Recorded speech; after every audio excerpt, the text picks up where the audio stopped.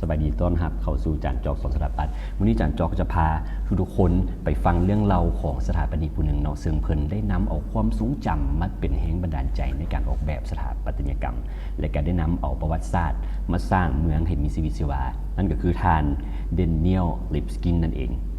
แรงบันดาลใจของเขามาจากภาษาเดนเนียลนี่เพิ่นได้รับแรงบันดาลใจมาจากศิลปินเนาะมาจากนักเขียนผู้หนึ่งชื่อว่าเจมส์จอยส์เนาะเจมส์จอยส์นี่เพิ่นเป็นศิลปินที่ว่ามีความซับซ้อนเนาะและก็เพิ่นมีเอกลักษณ์ของเพิ่นเองได้เจมส์จอยส์เนาะเพิ่นได้เขียนเนาะเพิ่นได้เขียนตัวอักษรแบบกลับหัว 1,001 ตัวเนาะเพิ่นเอิ้นว่า Thunder Words นั่นเองท่านเจมส์จอยส์นี่ก็เป็นนักเขียนที่ว่าเป็นแรงบันดาลใจของท่านเดนเนียล ลิปสกินเนาะดนตรีคืออีกหนึ่งแรงบันดาลใจท่านเดนเนียลเนี่ยเพิ่นเคยเป็นนักดนตรีมาก่อนเนาะแล้วก็เพิ่นก็เชื่อว่าสถาปัตยกรรมกับดนตรีนี่เป็นพี่น้องกันเนาะทั้งสองอย่างเป็นนามธรรมบ่มีคำเว้าแต่ว่าสัมผัสใจคนได้แล้วบอกว่าเวลาแต้มแบบเนาะการคิดแบบนะมันก็คล้ายคือกับการเขียนโน้ตเพลงนั่นเองการแต้มแบบแผนผังเนาะการสเก็ตก็มันบ่เป็นเพียงแต่เอกสารได้แต่ดนตรีนี่มันคือการตีความเนาะดนตรีมันคือการร่วมกันระหว่างเรากับผู้ใช้งานตัวจริงเนาะการดนตรีก็เป็นอีกหนึ่งแรงบันดาลใจสำหรับท่านเดนเนียลบ้านที่เป็นงานศิลปะเนาะมีครั้งหนึ่งที่มีครูฮักคนเป็นศิลปินคนหนึ่งเนาะมาจ้างท่านเดนเนียลนี่ออกแบบเฮือนแต่ว่าบ่ได้จ้างออกแบบธรรมดาได้เพิ่นมาจ้างท่านเดนเนียลให้ออกแบบเฮือนที่บ่ต้องมีรูปแต้มบ่ต้องมีการตกแต่งอีหยังต่างๆเนาะแต่อยากให้เฮือนตัวเฮือนเองเป็นงานศิลปะแบบบ่ต้องแต่งอย่างนั้นอยากให้เฮือนเป็นงานศิลปะเนาะแล้วเดนเนียลนี่เพิ่นก็ได้ออกแบบเฮือนทางนอกเป็นสแตนเลสที่ว่าสะท้อนท้องฟ้าทางในเป็นถ้ำโดยใส่ไม้ทางหลังเนาะก็เลยเฮ็ดให้แต่ข้างในก็บ่ได้มีผนังห้องอีหยังหลวงหลายเนาะแต่ว่ามันให้เกิดมีการเชื่อมโยงกันระหว่างความรู้สึกของเจ้าของกับธรรมชาติอย่างลึกซึ้งนั่นเองเนาะพิพิธภัณฑ์ประวัติศาสตร์ทหารอยู่ใน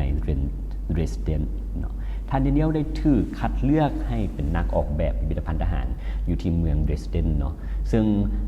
เรากับโบได้เพียงแต่บูรณะอาคารเก่าได้แต่เรา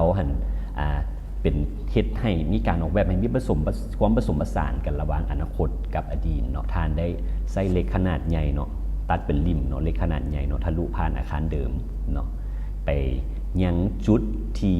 เมืองเรนเดนส์นั้นถูกโจมตีเนาะเพื่อให้คนที่ว่าเวลาคนยืนเบิ่งนะเห็นเป็นอดีตปัจจุบันในเวลาเดียวกันเนาะเพิ่นก็อาจตั้งคำถามว่าเป็นหยังคนจึงเฮ็ดตามผู้นำที่เผด็จการเนาะเพิ่นอยากให้คนมาเบิ่งพิพิธภัณฑ์ตั้งคำถามเนาะอันที่1อันที่2แม่นสงครามเกิดมาจากอีหยังอันที่3ก็คือเฮาจะเรียนรู้อดีตได้จังได๋เนาะความทรงจำในการออกแบบท่านเดนเนียลเชื่อว่าการออกแบบมันต้องมีความทรงจำอยู่ในนั้น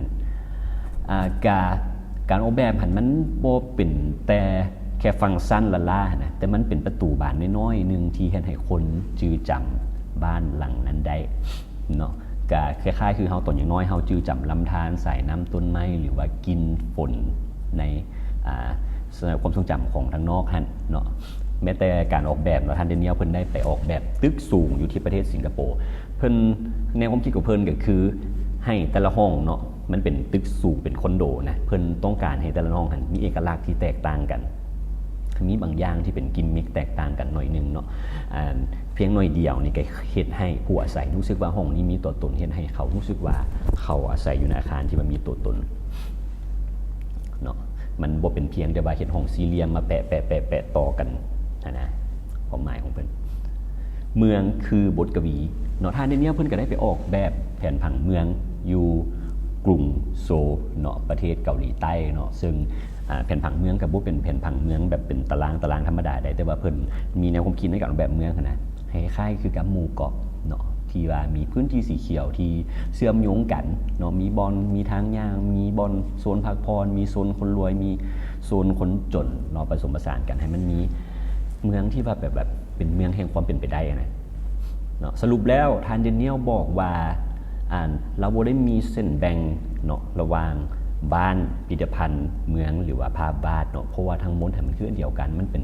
โลกของจินตนาการและความทรงจำเนาะเรายังทิ้งท้ายอีกว่าเมื่อเราอยู่ในสังคมที่มันมีเสรีภาพนั้นเราจะสร้างเมืองที่มีความหมายต่อทุกคนได้อย่างแน่นอนเนาะแล้วจบตอนนี้เนาะก็ขอฝากไว้ว่าสถาปัตยกรรมมันบ่แม่นเพียงแต่เป็นการสร้างตึกเนาะแต่ว่าสถาปัตยกรรมแม่นการบอกเรื่องราวที่อยู่นำเฮาไปตลอดชีวิตเนาะอย่าลืมกดไลค์กดติดตามกดแชร์เนาะ2 จานจองได้ทาง YouTube มื้อนี้ไปก่อนบ๊ายบาย